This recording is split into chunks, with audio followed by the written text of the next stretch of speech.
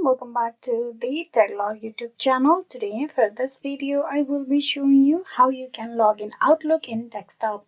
So for that, first of all, open a browser on your PC and open a new tab.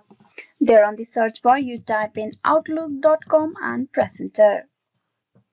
This will direct you to the official page of Outlook. Now here what you need to do is you need to click on sign in at the right side. Click on it. It will direct you to the login page.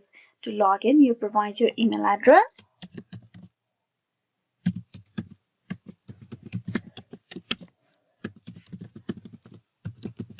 And then tap on next.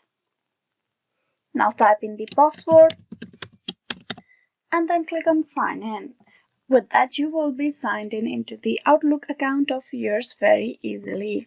So this is how you can log in Outlook in the desktop. Hope this video was useful.